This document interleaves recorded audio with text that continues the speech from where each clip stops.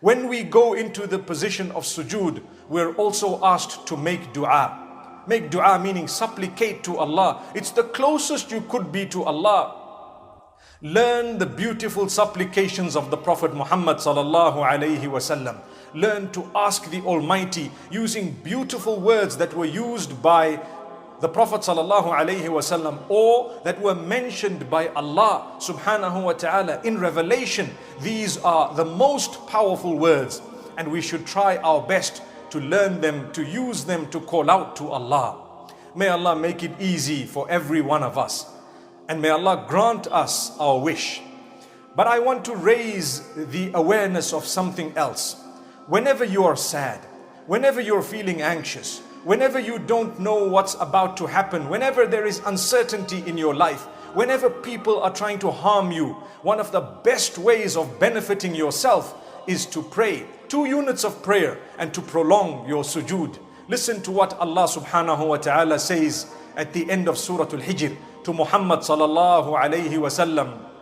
He says, وَلَقَدْ نَعْلَمُ أَنَّكَ يَضِيقُ صَدْرُكَ بِمَا يَقُولُونَ فَسَبِّحْ بِحَمْدِ رَبِّكَ وَكُن مِّنَ السَّاجِدِينَ وَاعْبُدْ رَبَّكَ حَتَّى يَأْتِيَكَ الْيَقِينُ.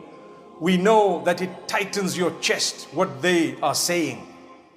What were they saying? Well, the people of Quraysh used to say nasty things to the Prophet sallallahu alaihi wasallam, false accusations, words of belittling. They tried to belittle, but they would never succeed, because nobody can belittle the Messenger sallallahu alaihi wasallam. They mocked at, they scoffed at, and the only thing that happened was their own status was dropped. Never did that affect the status of Muhammad sallallahu alaihi wasallam.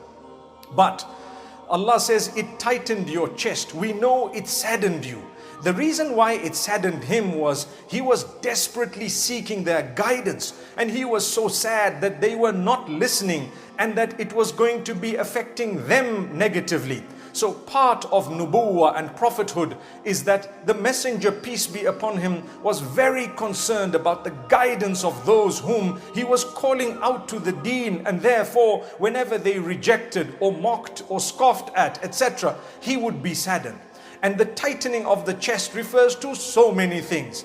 Allah says, we know that what they are saying tightens your chest, but we want to advise you. What did Allah advise him? Subhanallah. Allah says, فَسَبِّحْ بِحَمْدِ رَبِّكَ. Declare the greatness of Allah. Glorify Allah.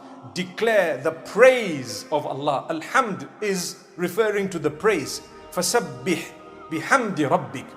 Declare the glorification and the praise of Allah, of your Rabb, the one who made you. Think about He who made you and He who is in control of every aspect of your living right now, and every aspect of the living of all the creatures that He has made.